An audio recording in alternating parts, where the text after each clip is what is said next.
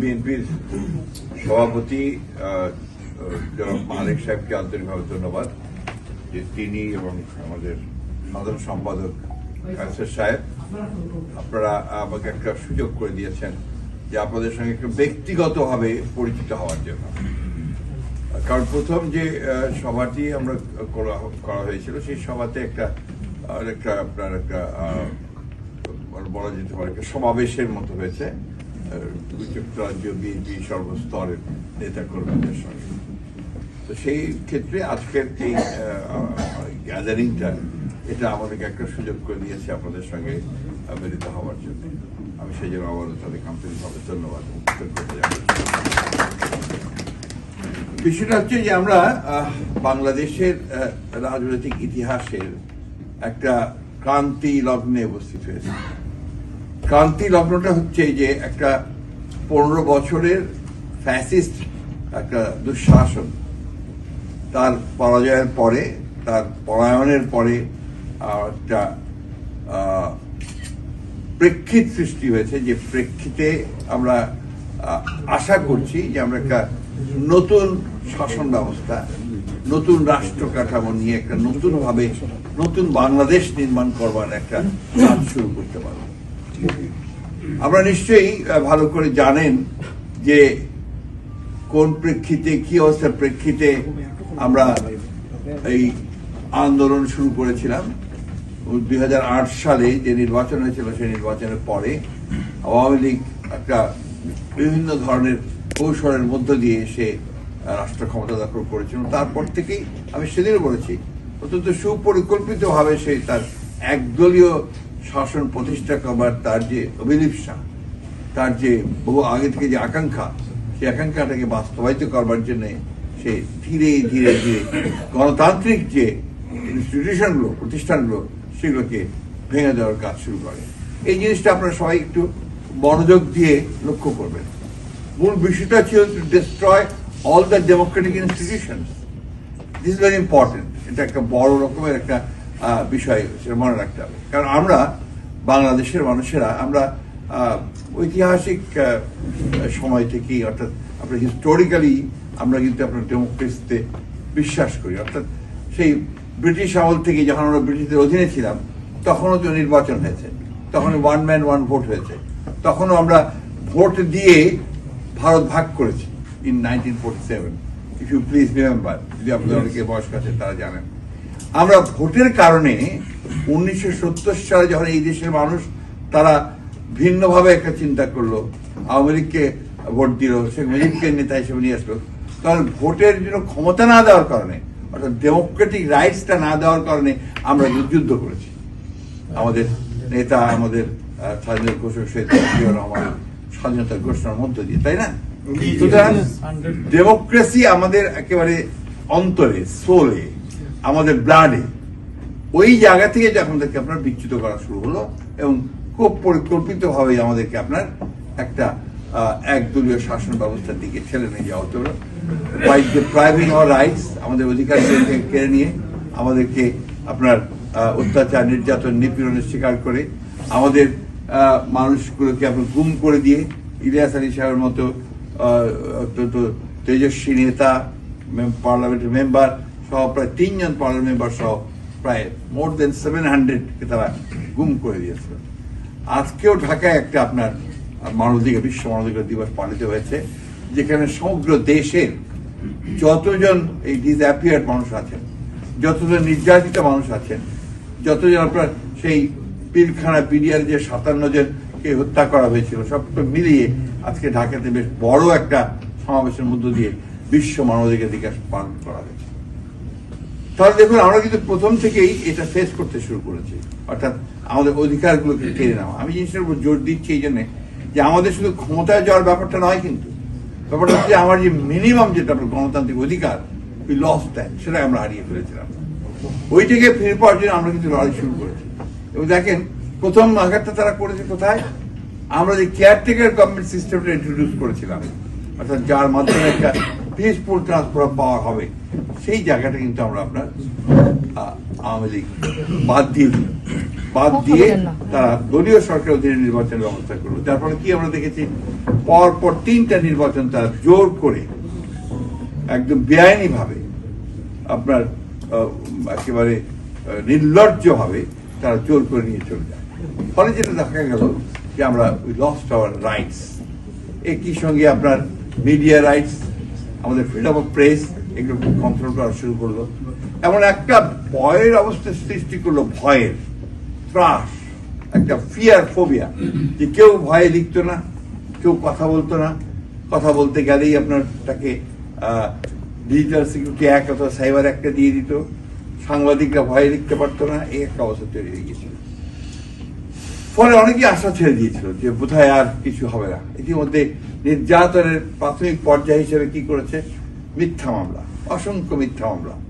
এবং আপনারা শুনলে অবাক হবেন, অনেকে জানেন, ভুক্তভোগী আছেন এখানে, 60 লক্ষ মানুষের বিরুদ্ধে মিথ্যা মামলা, গায়েবী মামলা, ফেক মামলা।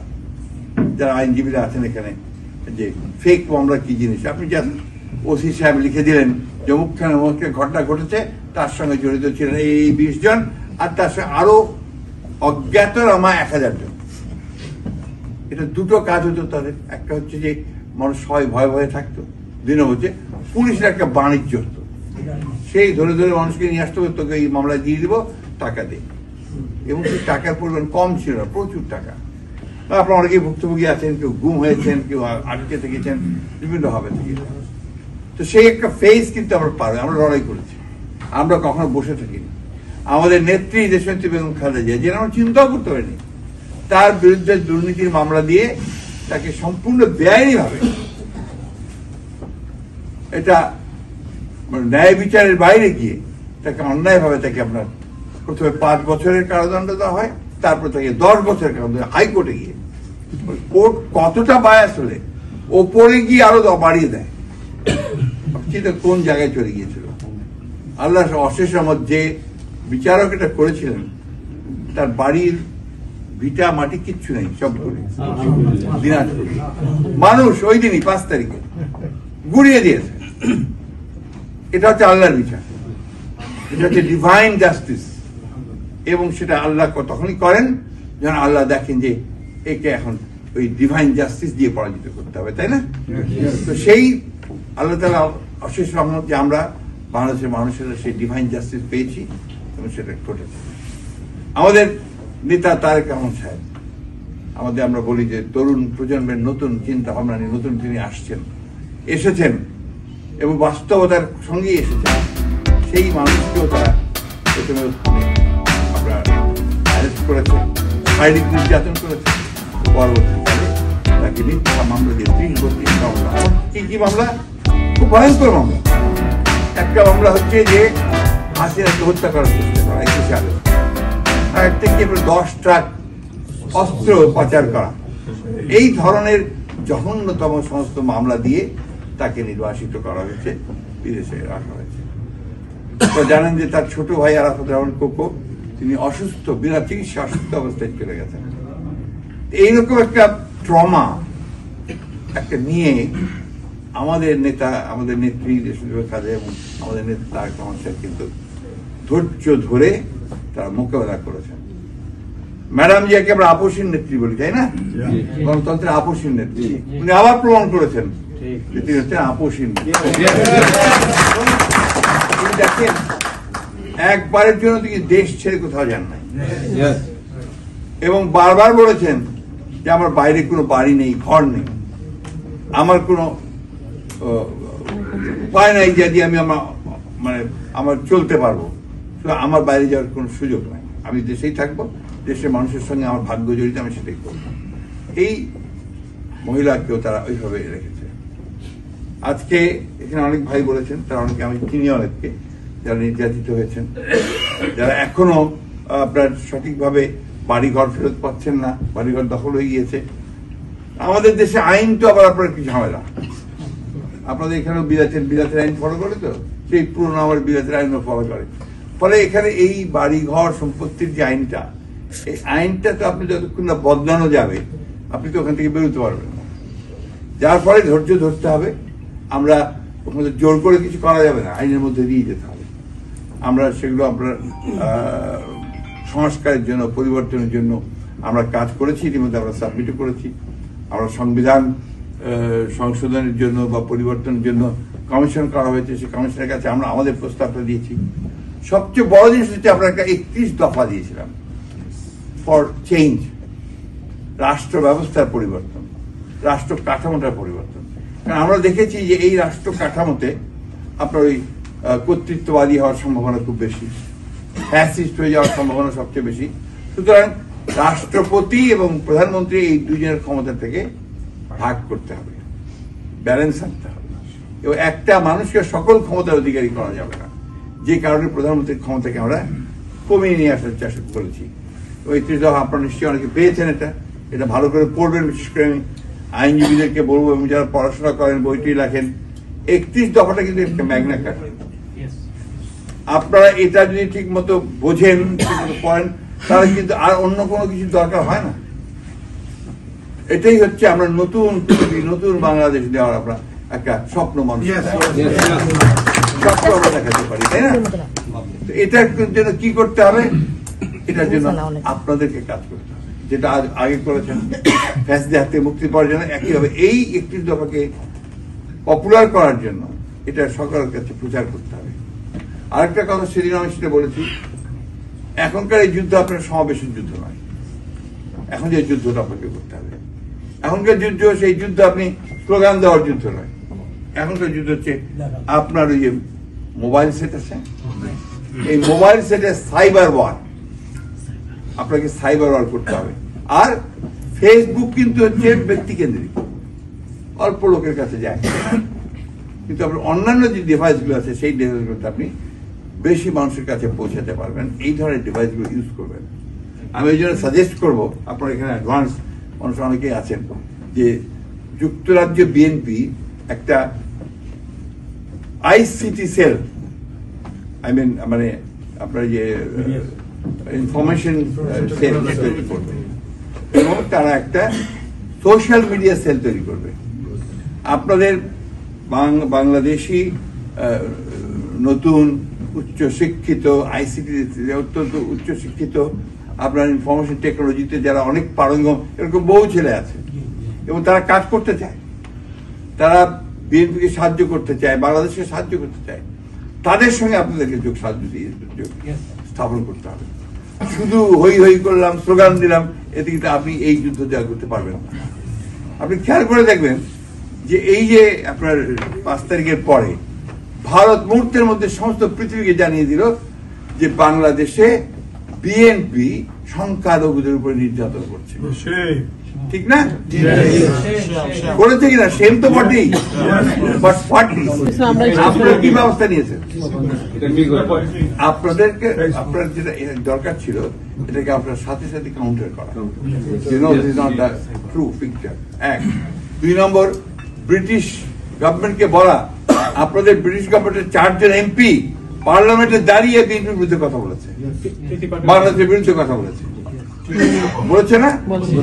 তার মানে আমরা ওই জায়গায় ফেল করছি, আমরা সঠিক চিত্রটা লাগিয়ে দিতে পারিনি। আমি কি ভুল বলছি? তাহলে এই জায়গাটা আপনাদেরকে সজাগ হতে হবে, এই জায়গাটা আপনাদেরকে সতর্ক হতে হবে। আমরা এই যুদ্ধে তখনই জয়ী হতে পারবো না যদি এই যুদ্ধটাকে আমরা ওদেরকে পরাজিত করতে না।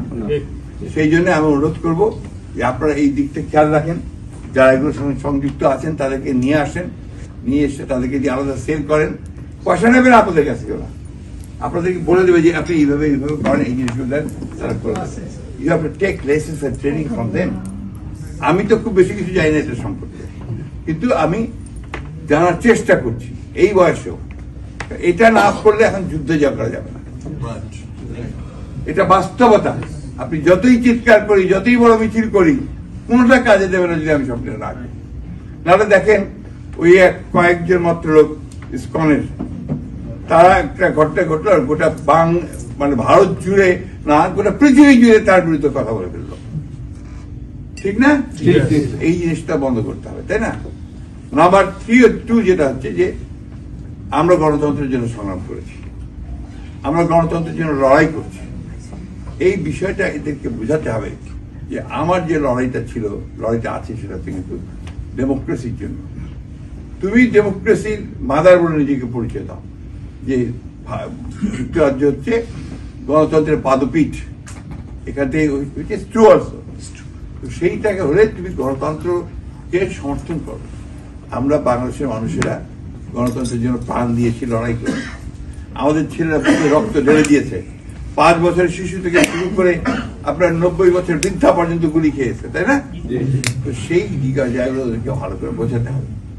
আপনারা খেয়াল করে দেখবেন, আমাদের আরেকটা দল আছে বাংলাদেশে, জামাতে ইসলাম। ওরা কিন্তু আপনাদের চেয়ে স্মার্ট হয়ে গেছে। আপনারা কি আমার সঙ্গে এগ্রি করেন? কেন তারা আমরা কেন স্মার্ট হলাম না? আমরা কেন ওদের সঙ্গে লড়াই করে পারছি? এই জায়গাটার কারণ হচ্ছে যে আমরা টেকনোলজিতে পিছিয়ে গেছি, আমরা ডিভাইসে পিছিয়ে গেছি, আমরা নলেজ বেসড দল তৈরি করতে পারিনি এখন পর্যন্ত। আমার দলকে তৈরি করতে নলেজ বেসড। আজকে দেখেন সিরিয়াতে বিপ্লব হয়ে গেল না? একই কারণ, সিরিয়াতে সোশ্যাল মিডিয়া দিয়ে বিপ্লব হয়েছে। এর আগে আপনার বসন্ত, আরব বসন্ত হয়ে গেল, সে আরব বসন্ত কিন্তু একইভাবে আপনার ওই সোশ্যাল মিডিয়া দিয়ে হয়েছিল। এবার বাংলাদেশে যেটা হয়েছে সেটাও কিন্তু এই সোশ্যাল মিডিয়া দিয়ে হয়েছে। ছাত্ররা তারা সবাই সোশ্যাল মিডিয়া ইউজ করেছে, এই কারণে লক্ষ লক্ষ মানুষ নেমে এসেছে। আমাকে ইউজ দেয়, ওইটাকে ব্যবহার করি আমরা। কারণ আপনি সেই প্রাগৈতিহাসিক যুগের যদি এই লোহার কুড়াল নিয়ে যুদ্ধ করতে যান, এখন কি যুদ্ধে পারবেন? এমনি গাদা বন্দুক নিয়ে যুদ্ধ করলে কি আপনার প্যালেস্টাইনে পাড়ায় যাচ্ছে? যাচ্ছে না। এখন হচ্ছে আপনার মিসাইলস, বিভিন্ন রকম আণবিক শক্তির যন্ত্রপাতি, সুপারসনিক, তাই না? এই জিনিসগুলো আমাদের মাথায় আনতে হবে ভাই। শুধু ওইটি করে চিৎকার চাচাবাদি করলে হবে না। will not win the war, but this time we have to win the war. Yes. Otherwise we don't exist. Yes. এই কথাটা মাথার মধ্যে আমাদের জানতে, বেশি ইয়াং জেনারেশনকে বলতে চাই। এই ইয়াং জেনারেশনের কাছে আমার অনেক অনেক প্রত্যাশা আমাদের। কারণ আমি যখন আপনার এর আগে আমরা যখন বক্তৃতা করতাম আপনার বিভাগীয় সমাবেশ, জেলার সমাবেশ, একটা কথাই আমরা বলতাম যে যতগুলো পরিবর্তন হয়েছে সমস্ত পরিবর্তন হয়েছে কিন্তু আপনার তরুণদের দিয়ে। সেই ভাষা আন্দোলন থেকে শুরু করেন, সব সময় ছাত্র যুবকের এই আন্দোলন পরিবর্তন আছে। ছাত্র যুবকের আন্দোলন ছাড়া, তাদের সামনে আসা ছাড়া এটা সম্ভব হতো না। আজকে ছাত্ররা এসছে সামনে, আমাদের জনতা এসছে সামনে, বুকের রক্তটার সামনে গিয়ে ঢেলে দিয়েছে, তারপরে এটা হয়েছে। তারপরে হাসিনা পালিয়েছে, তাই না? নাহলে কি হাসিনা পালাতো? তো প্রিয় বন্ধুরা, সহকর্মীরা, আপনাদেরকে আমি আন্তরিকভাবে ধন্যবাদ এবং কৃতজ্ঞতা জানাতে চাই যে আপনারা আমাকে যথেষ্ট আতিথ্যতা দিয়েছেন। আমি মুগ্ধ, এবং এটার প্রতিদান আমার পক্ষে দেওয়া সম্ভব না। আমি আরো বেশি মুগ্ধ এই জন্যে যে আমাদের ভারপ্রাপ্ত চেয়ারম্যান মহোদয়, উনি যেহেতু লন্ডনে আছেন, উনি আপনাদের সামনে বলতে আমার এত দ্বিধা নেই, উনি প্রতি মুহূর্তে আমার খোঁজ নিয়ে, উনি প্রত্যেক দিন আমাদের নেতাদেরকে বলেছেন কেমন আছে দেখো। কালকে রাত থেকে আমি যে জায়গায় আছি সেই জায়গায় আপনার হিটিং সিস্টেমটা নষ্ট হয়ে গেছে। আজকে সকালে উনি ওনার বাসা থেকে হিটার পাঠিয়ে দিতে পারবো না। আমি আপনারা সবাই দোয়া করবেন, আমি যেন সারাটা আমার বাকি জীবন যতদিন বেঁচে আছি আমি যেন বিএনপির কাজ করতে পারি, আমি যেন আমার loyal to my leaders Begum Khaleda Zia এবং তার গণসংখ্যা থাকতে পারি এবং মানুষকে ঐক্যবদ্ধ করার চেষ্টা করতে পারি। দিস শুড বি মাই মটো। এটাই আমি আল্লাহর কাছে দোয়া করব। আল্লাহ অনেক মেহেরবান, আল্লাহ এত মেহেরবান যে দেখেন আজকে দেশনেত্রী বেগম খালেদা জিয়া মুক্ত। আজকে আমাদের ভারপ্রাপ্ত চেয়ারম্যান সাহেব এখন পরিকল্পনা করছেন দেশে ফিরে যাবেন কবে, তাই না? আমরা আজকে অন্তত দেশে আমরা রাত্রে ঘুমাতে পারি মানে নির্ভয়, ঠিক তো? এইটা আল্লাহ দিয়েছেন আমাদের। অবশ্যই আমরা চেষ্টা করেছি, আপনারা চেষ্টা করেছেন, এবং আমাদের যুক্তরাজ্য বিএনপির হিসেবে আপনারা যেটা বলেছেন অতিরিক্ত দাবি করেননি, যে আপনারা সবচেয়ে বেশি ভূমিকা পালন করেছেন, আনপ্রেসিডেন্টেড। তার জন্য আপনাদেরকে আমি ধন্যবাদ জানাই। আবারও শেষ করব একটা অনুরোধ জানিয়ে যে আপনারা আবারও যুদ্ধটা শুরু করেন। যে আমরা ভারতের পদানত হয়ে থাকতে চাই না, আমরা মাথা উঁচু করে দাঁড়িয়ে থাকতে চাই। আমরা আমাদের নেতা, আমাদের প্রতিষ্ঠাতা শহীদ প্রেসিডেন্ট জিয়া রহমান সাহেবের যে স্বপ্ন, জাতীয়তাবাদের যে দর্শন, 19 দফা কর্মসূচি এবং মুক্ত বাংলাদেশের যে চিন্তা ভাবনা, সেটাকে প্রতিষ্ঠিত করতে চাই। দেশনেত্রী বেগম খালেদা জিয়া যে পথে এগিয়েছেন, গণতন্ত্র সেই পথে আমরা যেতে চাই। আর আমাদের তরুণ নেতা তারেক রহমান সাহেব আমাদেরকে যে নতুন বাংলাদেশের স্বপ্ন দেখাচ্ছেন 31 দফা দিয়ে, সেটাকে বাস্তবায়িত করার জন্য আমরা নিজেদেরকে যোগ্য হিসাবে তৈরি করি। That is very important. তো আমি আর কোথাও বাড়াবো না। আমি আবারও বলছি যে আপনাদের প্রতি আমি অত্যন্ত কৃতজ্ঞ। আপনারা আমাকে যেভাবে আতিথেয়তা করেছেন, সম্মান দিয়েছেন, সেজন্য আমি আপনাদেরকে ধন্যবাদ, কৃতজ্ঞতা জানাচ্ছি। আমার এখন বয়স হয়ে গেছে, আমাদের অনেকেরই বয়স হয়ে গেছে। আমরা নতুন যারা ইয়াং জেনারেশন, তাদের মুখের দিকে তাকিয়ে আছি যে তারা আমাদেরকে একটা নতুন স্বপ্ন দেখাবে, একটা নতুন দেশে নিয়ে যাবে, একটা যেখানে আনন্দ থাকবে, যেখানে সম্প্রীতি থাকবে, ভালোবাসা থাকবে, হিংসা থাকবে। আপনি একটা কথা বলেছিলেন যে আমরা দেখতে চাই না উপরে। আমি একটা কথা বলি, প্রথম দিন যে ম্যাডাম যে বক্তৃতাটা করেছিলেন, ডু ইউ রিমেম্বার? উনি হাসপাতাল থেকে আমাদের মুক্তির পরপরই নয়াপল্টনে যে আপনার সভাটা হয়েছিল, ওখানে 4-5 লাইনের উনি একটা বক্তব্য রেখেছিলেন ম্যাডাম, মনে আছে? তিনি কি বলেছিলেন?